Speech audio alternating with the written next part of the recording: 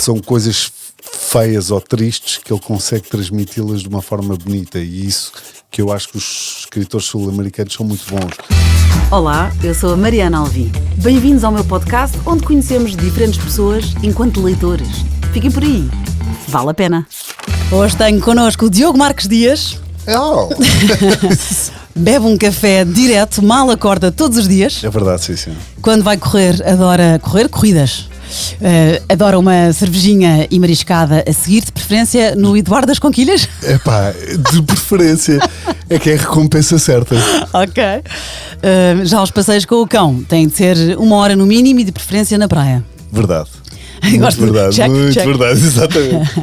Mas bolos também é com ele, já que tem uma empresa de bolos. E não se fica por aqui, porque o músico dos Cleft e ex-apresentador da MTV, foi como nos conhecemos, é também super empresário. Tens uma agência de comunicação, um sushi, um box de crossfit. Está tudo no Instagram do Diogo, Diogo Dias Page. Exatamente. As pessoas vão lá conhecer os teus negócios. Mais fun facts sobre o nosso convidado de hoje. Tem de ver todos os filmes nomeados para o Oscar, sejam bons ou sejam maus. Muito bom, sim. Tem um ódio de estimação por ciclistas na Marginal. Porquê? Eu peço imensa desculpa a todos os ciclistas que me estão a ouvir. É simplesmente porque eu acho que, da mesma maneira, imagina, tu estás em Lisboa e tu tens as ciclovias que são próprias. Na Marginal, os ciclistas apoderam-se da estrada como se estivessem numa ciclovia e não estão numa ciclovia. Okay. E então, em dias de trânsito, é extremamente irritante. Estão no Alcatrão à tua frente. Exatamente, ou seja, de manhã, durante a semana e a partir das 5 da tarde, pá, tentem evitar a Marginal, porque aquilo não vai correr bem, não vai correr bem. É que tu buzinas? Não faço nada disso, mas falo sempre, por isso é que tu deves ter essa nota aí. Desabafas para o volante. Exatamente, desabafo bastante com isso. O Diogo é provável que use t-shirts com mais de 2 décadas. Justo. E os sapatos só se substituem quando já morreram completamente. Já tens a boca de sapo.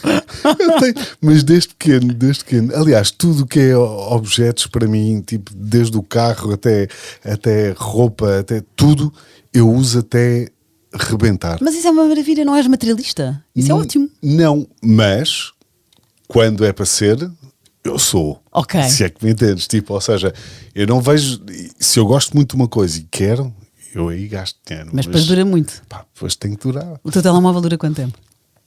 Pronto, provavelmente hoje em dia. Mas pois é, eles são feitos para destruir, para auto-se-destruírem ao fim de 2 anos. Eu acho que um ano e meio. Começa a fazer problemas, tens razão. Isso é culpa das marcas, é batuta. Sempre pode. Eles são espertos. Eles falam, olha, e nós caímos. Exatamente. O Diogo gosta mais de animais do que de pessoas. Desculpa não estar a ser entrevistado por um cão. Mas é verdade. Mas é verdade. É? Sem dúvida. E todos os fins de semana são uma escapadinha, já que a namorada vive em Inglaterra, não é? Vive em Londres. Exatamente. Portanto, todos os fins de semana aproveitas para... Sempre que posso, vou lá ter com ela, aproveita. Pá, Londres foi uma cidade que eu aprendi a amar mesmo, porque eu gostava, mas simplesmente eu hoje em dia vou a Londres tipo, e sinto-me em casa mesmo. Que bom! E é fantástico, adoro fazer essas viagens, sim. E fim de semana sim, fim de semana não. Claro, a relação tem que, não é? Tem que continuar. E está barata a viagem, por isso... Pois é, aproveita. Dá para ir. Exato, boa. Olha, fiz exatamente a tua namorada que me deu estas dicas, eu não sei, é? Eu percebi. E o nosso Pedro Fernandes também, com quem corres. Muito obrigado.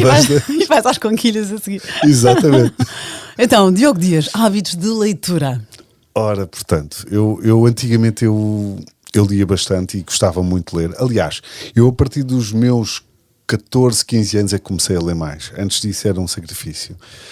Depois comecei a ler muito. Aliás, com um livro que vamos falar mais para a frente. Sim.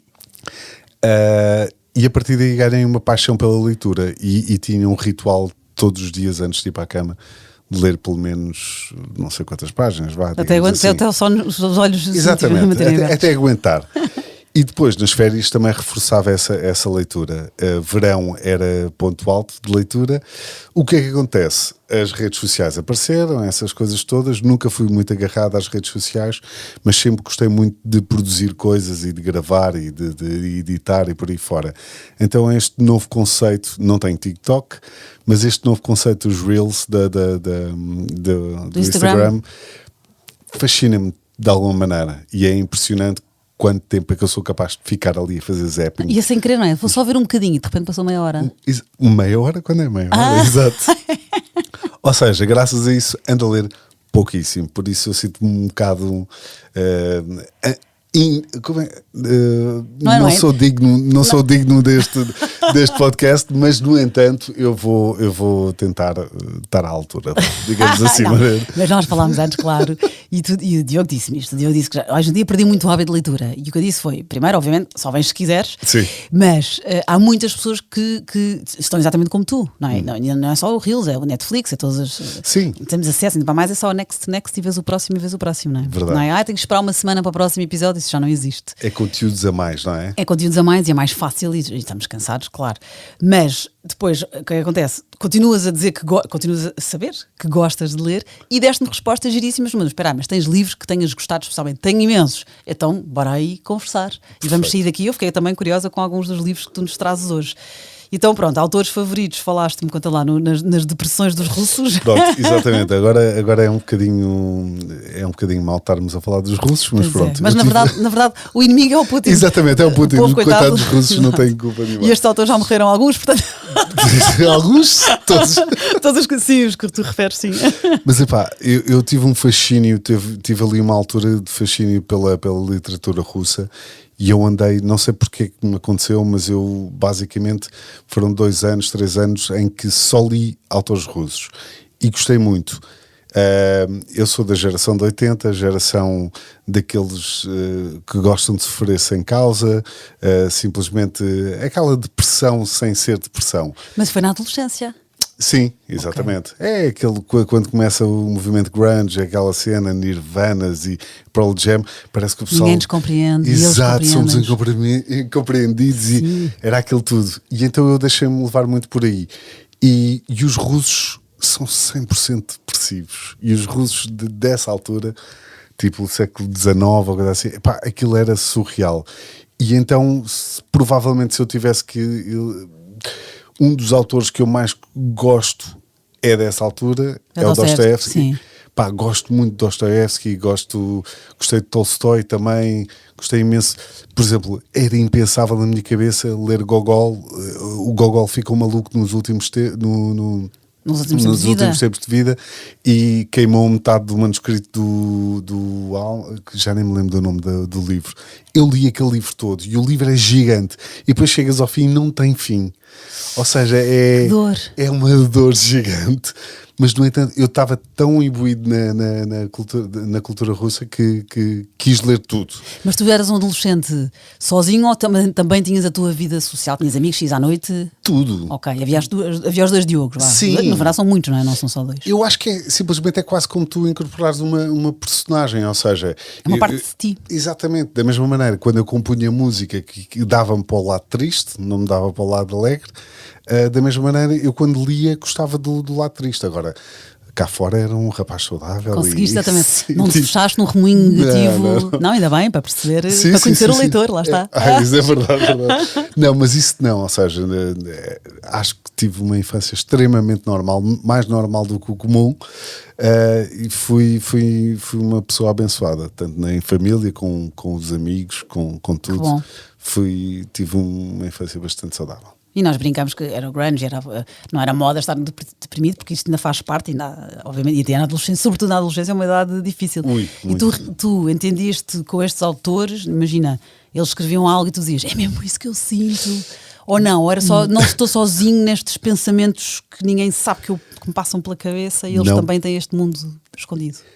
É assim, não poderia tanto ir por aí, porque senão tu não querias estar a fazer esta entrevista comigo, que eu disse que o Crime e Castigo é dos melhores, tipo, eu não sou assassino nenhum. Mas eu não estava aí para aí. Não, mas as questões filosóficas, nesse livro há muitas questões filosóficas que ele faz, não é?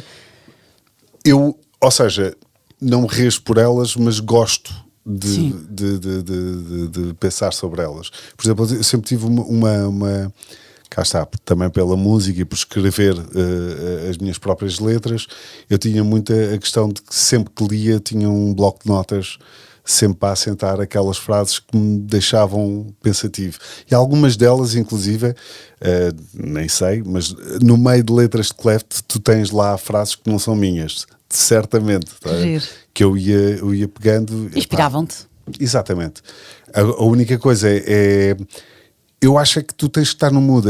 Para mim é como a música. A leitura é como a música.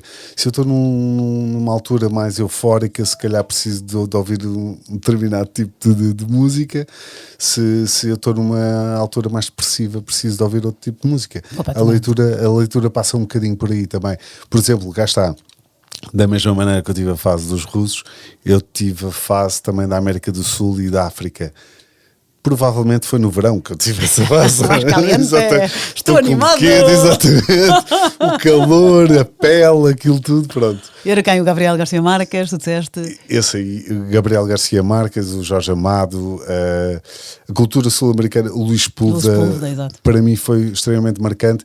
E o Luís Púlveda tinha crónicas, que são aqueles livros em que tu não precisas estar atento do início ao fim, ou seja, cada história tem 2 ou 3 páginas tão intensas e escreve de uma forma tão quente. Pronto, eu Sepúlveda para mim infelizmente, era um dos meus autores favoritos. Ou seja, mas tanto vou para esse lado depressivo com os russos, como também depois tenho o calor e tenho o tato com as pessoas e isso tudo que existe. És humano, parabéns. Exatamente. Porquê? Porque tu estás a dizer, eu identifico-me com certeza quem nos está a ouvir, não é? Sim, eu tenho isso, então agora, quando começou agora a guerra, e somos uns privilegiados, não é? Mas isto mexeu com todos. E eu também nunca adorei livros tristes, mas há livros que um dos meus favoritos, eu acabei a chorar, saí da cama, para ir à casa bem a suar-me, estás a ver? Qual? É o Rochinol. Olha, falei com ele numa conversa com a Inês Patrocínio, ficam convidados a ouvir. Mas é a Segunda Guerra, e é a ocupação em França. Ufa. E são 2 irmãs que podia ser eu e uma amiga minha. E de repente tu lês livros de Auschwitz e de outros cenários na Segunda Guerra, e que de repente é em França, que não era tão direto, mas estavam já a levar os judeus, mas elas não sabiam para onde. Ou seja, tu sabes o que é que estava a acontecer, mas as protagonistas não sabem. Okay. E eu acabei esse livro, que recomendo imenso, é da Kristen Hanna, o Rochinol, e acabei de chorar a berranho, e adorei-o, mas continuo a dizer que não gosto de livros tristes, não é? Certo. Mas agora com a guerra, como estamos tristes, não sei se é por isso ou não, mas tudo o que é triste eu não estou a conseguir. Dê-me coisas levezinhas, exatamente para não ficar ainda mais triste. Eu percebo-te. Portanto é isso, às vezes o livro também nos ajuda a sair ou exatamente. ajuda a acompanhar-nos. Basicamente vai consoante o estilo de humor que tu queres ter na altura, digamos assim. E da mesma forma que agora não me apetece, imagina, Inês Patrocínio deu-me livros giríssimos, foi uma conversa muito gira, deu-me livros do Churchill e do Blitz em Londres. Estou cheio de vontade de ler, agora neste momento não estou capaz. Mas há pessoas ao contrário, há pessoas que agora que estamos em guerra, nós não, graças a Deus, mas que há uma guerra, estão cheios de vontade de ler sobre, para perceber melhor, para acompanhar melhor. Estás a ver? E então é giro, e também depende do leitor, não é? Da pessoa. Verdade, exatamente. Depende dos gostos, basicamente. E da fase em que estás. Então, olha, vamos então ao teu livro, um dos teus livros favoritos, O Crime e Castigo, escrito em 1866. Exatamente. Pronto, obviamente tu há bocado disseste, claro que não és um assassino. Não sou um assassino. Mas é gira, é o que eu digo, mano. Eu não me lembro da história. Mas eu recapitulo-te, não faz mal nenhum. Okay. Agora, eu lembro-me que aquilo tinha muitas questões filosóficas e que tinhas muitas reflexões da personagem principal do Raskolnikov, que ele era ou seja, tu eras capaz de relacionar com ele. Ele não é maluco. Não, há questões pertinentes. Exatamente. Ou seja, tu associas-te a ele de vez em quando. Ou seja, não é simplesmente um assassino. E nós temos essa mania no dia-a-dia de, aquela pessoa é um assassino. É uma pessoa exatamente como tu que cometeu um ato. E agora, o que é que te leva a chegar a esse ponto? E eu acho que o Dostoiévski é muito bom na forma como faz toda a narração. A construção, não é? E depois é o peso das personagens e é tudo. E depois...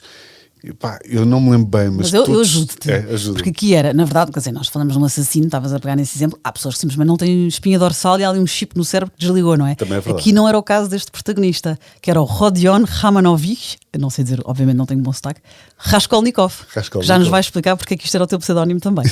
Mas, então ele deixou de estudar, não tinha dinheiro, era paupérrimo, vivia com um minúsculo apartamento em Pittsburgh, e depois tinha problemas económicos, pede ajuda a uma senhora e ela cobrava juros muito altos. Ela era má. E além disso, ela era uma besta com a irmã mais nova, que tinha, tanto o nosso protagonista tinha 20 e tal anos, a irmã mais nova dela tinha 30 e tal. Bom. E o que ele pensa é, esta mulher é má, Portanto, se ela fosse eliminada da sociedade, a sociedade ficaria melhor. Exato. E então, isto, ok, legalmente é errado matar, mas moralmente eu vou fazer bem à humanidade. Portanto, isto é uma grandeza. E pessoas como eu que fazem atos grandes para ajudar a humanidade. Portanto, vou matá-la. Só que depois ele próprio dizia, ok, mas se eu a matar vou ter remorsos, como tipo de doença.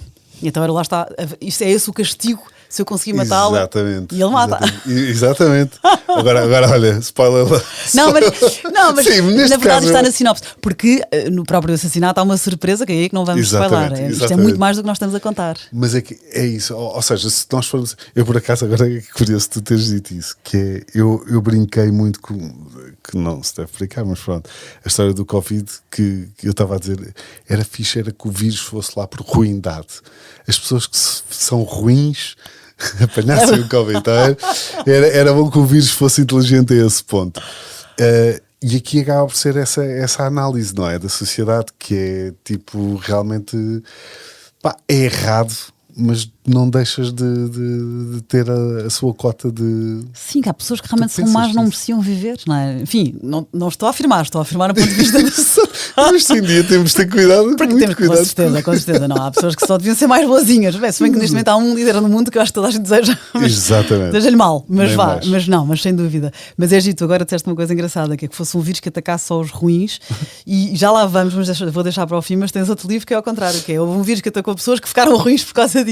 Exatamente. Que é o teu terceiro livro. Que grande, mas esse livro é genial. Eu vou deixar para o fim, já te explico porquê. Então, outro livro que tu, Diogo, adoraste foi Os Capitães da Areia, do Jorge Amado. Exatamente. 1937 foi quando foi escrito. Jorge Amado, cá está, é o outro lado, é o lado mais quente. O Jorge Amado nas descrições.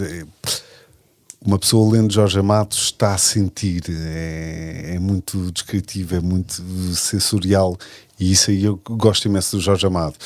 Depois eu tive uma fase em que estive muito ligado também a MPB, sempre gostei muito da música brasileira, então acho que esse universo todo, juntamente com já tinha lido também o Tropicalismo do Caetano e por aí fora, e eu acho que esse livro em particular fascinou-me, pronto, porque retrata as desigualdades no Brasil como nós as conhecemos.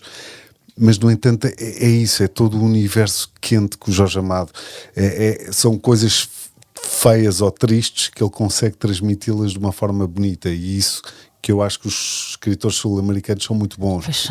Quando a coisa é má, eles descrevem a coisa em que tu parece que tu ficas a gostar da coisa má, e ele é bom nisso. Ele defende os meninos da rua, não é? Que vivem em Salvador, são crianças ou órfãs ou largadas, ou enfim, filhos de desgraças, e este romance Os Capitães da Areia começa com a notícia fictícia, que é mais um assalto, ou seja, aqui o vilão é a criança da rua, e defendem os ricos. É também uma crítica à sociedade que, no fundo, isto é uma história de injustiça social. Eles não são maus, eles são desamparados, são miúdos que são abandonados, alargados, e tem que se safar. Exatamente. Então pronto, depois as personagens são todas muito características, que é o Pedro Bala, que foi para a rua aos 5 anos, portanto perdeu o pai. Depois é mais ou menos 50 crianças, e depois o Jorge Amado descreve algumas, não era o professor, que era o miúdo que sabia ler. O professor, exatamente. O sem pernas, porque era coxo, todos tinham alcunhas, eu acho isto muito já não me lembro. Exatamente, todos. É que é uma coisa muito brasileira. Por exemplo, eu fiz capoeira, na capoeira tu não tens o teu próprio nome. Curiosamente eu era o único que não tinha, não percebo. Eu não tinha alcunha. Diogo é um nome curto, será? Não faço ideia, mas toda a gente tinha, era o cogumelo, era o berimbau, todos tinham um nome, e eu não tinha um nickname, mas desculpa. Então, não, mas pronto, era só o professor, só para recapitular, até para quem tem saudades deste livro, né? O Sem Pernas, lá está. Exato. O Volta Seca, o Pirulito, o Boa Vida, que era esperto e contentava-se com pouco, isso é um miúdo porreiro. E pronto, então é uma crítica à sociedade, no fundo é à injustiça social, e a defende os miúdos e acabas por te afeiçoar a eles, não é? Completamente, é isso, é que tu ligas-te mesmo às personagens. Olha, estávamos a falar de um livro em off que tu leste e eu vi a série. A Amiga Genial. A Amiga Genial, e a Amiga Genial na série foi isso, por isso é que eu tenho alguma curiosidade do livro, mas pronto, tu envolves-te com as personagens, tu ficas mesmo apaixonado por aquelas personagens, tu queres saber o que é que se passa com a vida delas. Que giro estás-me a dizer isso, olha, tens que ouvir a conversa, eu vou sempre falando noutros episódios, enquanto me lembrar, porque claro que já não me lembro, é bom sinal também. A Luísa Sobral, até acabamos por falar de mais livros do que era suposto, e não é a única que me fala na Amiga Genial, Mas a Luísa disse uma coisa que eu acabaste de dizer, que é giro, que ela diz que a amiga genial, ela foi os livros, e são 4, e ela teve que os ler de seguida. E às vezes ela dizia, eu estava a tomar banho e a pensar, o que é que será que a não sei quantas vai hoje? Eu estava completamente embrulhada na vida delas. Aconteceu-te com a série? Está-me a acontecer muito com a série. A série está muito boa. Pois é que dizem bem, normalmente eu acho que depois de ler já não apetece ver a série. Dizem muito bem da série.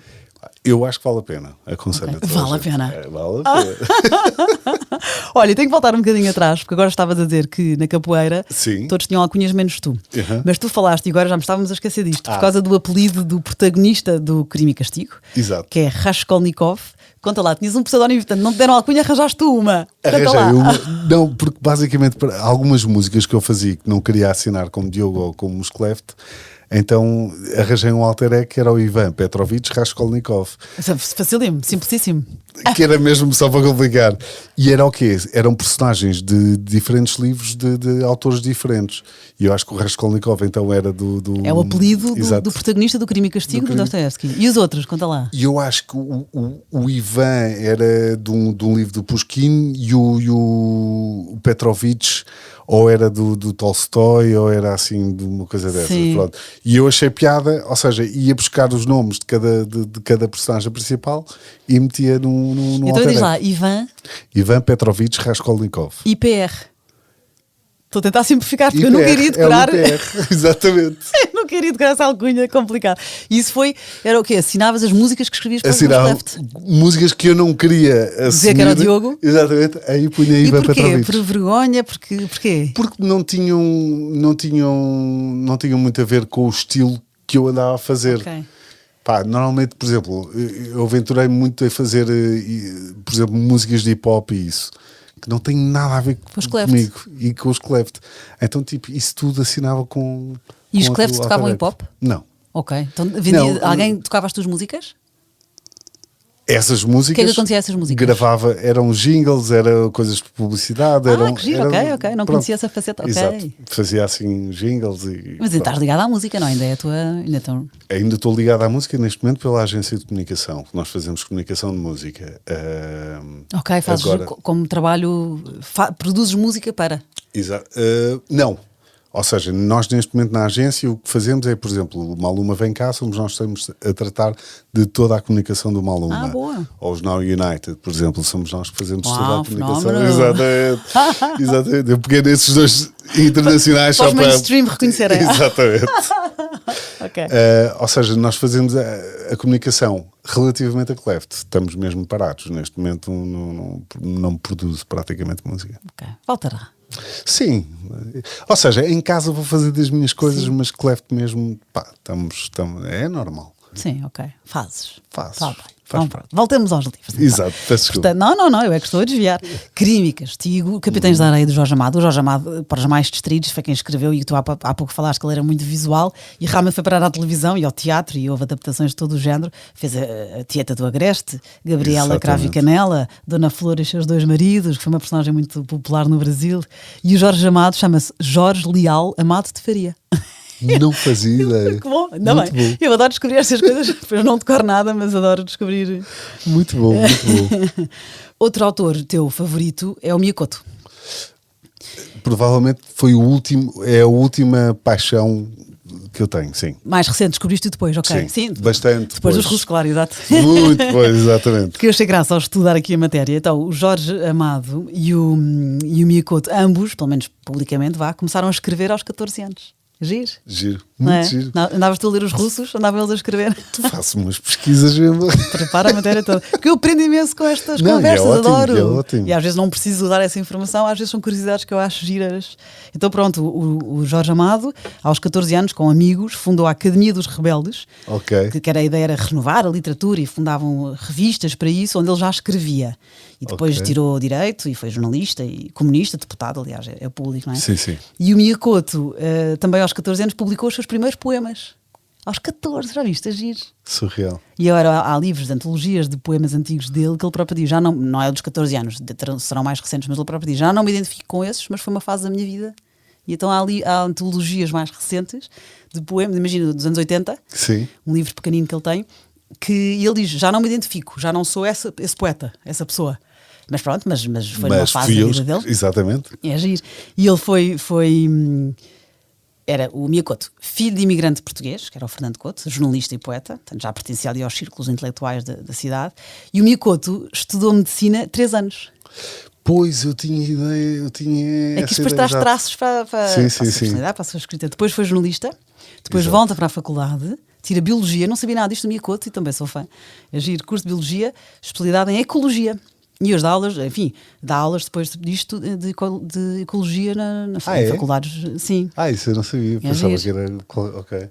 E foi também, depois de se formar na Ecologia, ele foi o responsável pela preservação da reserva natural da ilha de Inhaca. Isto já foi há bastante tempo, mas é giro. De repente não é só escritor, há aqui todo um percurso paralelo. A ilha da Inhaca, Moçambique, onde é que é? Isso já não preparei para a aula, professor. Não, porque eu não fui ver, mas tens razão. Tempo, mas ok. Epá, é inacreditável. Aconselho mesmo. E cá está, fui para Moçambique e tive que levar um livro dele, como é óbvio. E foste para Moçambique porque te apaixonaste por Moçambique pelos livros dele ou foi ao contrário? Não, eu fui para Moçambique mesmo porque eu ia para outro sítio de férias, mas esse sítio foi completamente barrado.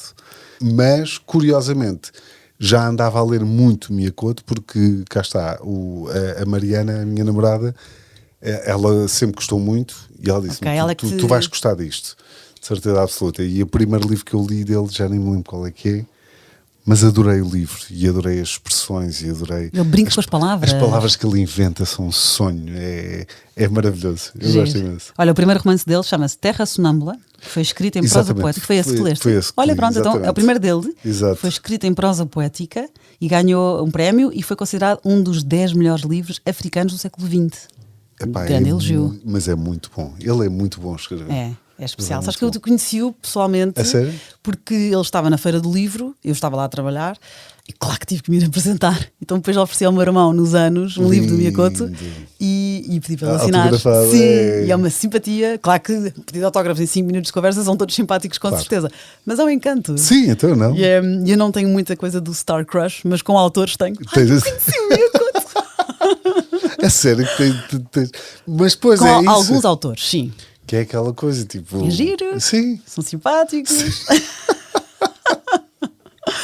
Outra questão aqui que tenho para ti, que é, tu falaste que é perfeitamente comum a todos nós na adolescência, as questões existenciais e filosóficas e fases mais down e mais profundas, mas depois também na adolescência tu gostaste imenso do Paulo Coelho com O Alquimista. Foi na adolescência? Foi mesmo na adolescência, e exato. Disseste que é um livro que na altura te fez sentido na tua vida. Sim, ou seja, eu acho que hoje em dia, se fosse ler aquilo, eu não sei até que ponto é que iria gostar. Já não seria o teu género, mas naquela altura fez sentido. Mas naquela altura, eu acho que nós, quando somos jovens, temos uma maneira diferente de pensar e temos uma maneira diferente de criar. Eu acho que quanto mais nós envelhecemos, mais filtros vamos tendo à frente, então não somos capazes de ver o quadro de uma forma mais limpa. E o que acontece, na minha opinião, é que quando tu és adolescente estás mais apto para ouvir coisas que o Paulo fala nesse livro. Ou seja, eu acho que é um livro extremamente de entreajuda, de autoajuda, coisa que hoje em dia, um livro de autoajuda só por si já me dá vontade de coçar. Há um preconceito, mas na verdade há livros super pertinentes e se calhar enquadram-se no pacote ou na categoria autoajuda, mas são mais do que isso. Ele está-se a rir neste momento. Sim, é aquela história. Tipo, não, parece que temos vergonha, mas às vezes... Sim, olha lá, desde que te ajude. E tu na adolescência não achas que, quer dizer, agora em adultos também, não é? Tu dizes que quando nós envelhecemos, eu chamo-lhe quando nós crescemos. É crescer, exato. Obrigada. Não, mas é isso, nós estamos a descobrir-nos e a tentar conhecer-nos melhor e é muito bom às vezes encontrar-te, como quando tens também com os amigos que te dizem coisas que tu pensas, é isso que eu sinto, e daí também as amizades fazerem sentido e enraizarem-se, não é? Uhum. E depois na literatura também, nem que seja, ok, é isto que eu sinto, ou ele compreende-me, ou não sou sozinho a pensar isto, é isso que sentiste, ou ele ajudou-te a perceber alguma coisa, ou eu já não me lembro, eu li O Alquimista nessa altura, mas também já não me lembro. Mas não te lembras bem, é que tudo aquilo é místico, mas ao mesmo tempo é místico, mas pensamentos filosóficos, vá, digamos assim. E tu gostaste, pronto. Epá, e na altura aquilo fez-me todo o sentido. Eu acho que hoje em dia, se fosse ler, não. É fase também. Exato. Epá, e depois desse livro li mais 2 ou 3 do Paulo Coelho e cá está, e é tudo na mesma onda. O Paulo Coelho é muito assim, manda aqueles pensamentos e que tu ficas a pensar naquilo. É o seu género, é fiel ao seu... E eu acho que esse livro foi marcante. Eu devia ter, pai, não sei, mas eu era miúdo mesmo quando li aquilo. E aquilo fez-me todo o sentido. Mas, foi antes ou depois dos russos, lembras-te? Não, os russos foi muito depois. Ok, tu eras mais miúdo, sim, os russos já era mais velho. Sim, também tinhas mais maturidade para os ler, é verdade. Sim. É verdade, claro. Sim, ou seja... Eu tive isso com o Paulo Coelho ao contrário. Então... Eu não adorei, ou seja, imensa gente recomendava-me e eu li O Alquimista e por isso é que também já nem me lembro, quer dizer, às vezes livros que gosto também já não me lembro, não é? Mas e eu não já não estava a precisar naquela altura, não é? Ou não puxou. E depois disseram, não, espera, na margem do Rio Pedra sentei e chorei. Certo. Tu fui ler também? Não, também não. Então, depois não peguei mais. Mas, por exemplo, a Cuca Roseta adora, ainda hoje, Paulo Coelho e fala-me sobre isso na conversa que tivemos. Agir como não. Gregos e troianos. É verdade, é assim. Os gostos não se discutem. Exatamente, que seria do amarelo se todos gostássemos do roxo. Exatamente. Então, olha, recapitulando aqui os livros do Diogo: Crime e Castigo, de Dostoiévski, o Jorge Amado, com os Capitães da Areia, e não falámos de que estupidez, estou aqui a fechar, e o Ensaio sobre a Cegueira é o teu terceiro livro. Exatamente. Estava aqui a fechar a conversa. Sabes que a Ana Galvão, no episódio 6, fala sobre o Ensaio sobre a Cegueira. O Ivo Canelas, no episódio 9, eu estou aqui a dizer os números para que as pessoas quiserem procurar. Lindo. E a Luísa Sobral, no episódio 13. Portanto, és a quarta pessoa que põe no pódio o Ensaio sobre a Cegueira. O José Saramago. Epá, já leste? Sabes que a todos eles confessei a verdade que não li. Eu acho que... eu já li praticamente tudo do Saramago e há livros que são fáceis e há livros que são mais difíceis. O Ensaio sobre a Cegueira é aquele livro que ao final da primeira página tu estás completamente colado e tu não queres parar de ler. E este é o que há bocado, desculpa interromper, é o que há bocado dissemos quando tu disseste que só deviam morrer alguém apanhasse um vírus, só os ruins, aqui ao contrário, aqui há um vírus, todos ficam ruins por causa disso. Era este livro que há pouco falámos. Epá, tinhas que idade, lembras-te? Sinceramente não, mas já era homenzinho, sem dúvida. Sobretudo por uma coisa que é, eu já tinha lido vários livros do Saramago, mas foi quando ajuda-me, agora vou-me perder completamente, o realizador da Cidade de Deus, também não me lembro. Pronto, se quiseres... o realizador da Cidade de Deus Sim. resolveu adaptar o livro para o cinema, ainda o Saramago, se não me engano, estava vivo. E com a bênção do Saramago e por aí fora. E na altura eu lembro-me que li uma notícia sobre isso e a primeira coisa que pensei é, se isto vai para cinema, eu tenho que ler o livro antes de ir para cinema. Ora bem, concordo. Fui ler, amei aquilo de morte e depois quando vi o filme apanhei uma decepção gigante. Eu tenho isso com quase todos os filmes, depois de leres o livro é sempre melhor. Mas isso é fácil de explicar, não é? Porque a tua imaginação é muito melhor do que a imaginação dos outros.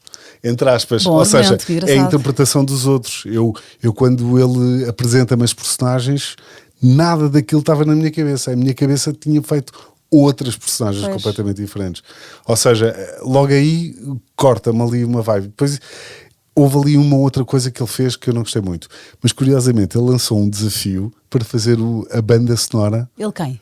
Não é o tal realizador que não nos lembramos, não faz mal, mas o realizador sim, lançou um desafio, não faz mal. Lança um desafio e a Antena 3 andava a falar sobre isso e eu lembro perfeitamente que fiz uma música para o filme e enviei, mas não passou. Ai, que giro! Mas é giro associar estas coisas umas às outras. Surreal. Lembro perfeitamente disso. Mas não me lembro que idade é que eu tinha na altura. Sim, mas já eras homem feito, já trabalhava. Sim. O que eu acho também dos livros, eu tentei dizer isto ao meu filho Diogo, que é o que tem 10 anos, é o meu filho do meio, com quem mais tenho dificuldade que leia, que se bem que o pequenino não conta, porque ainda não sabe ler sequer.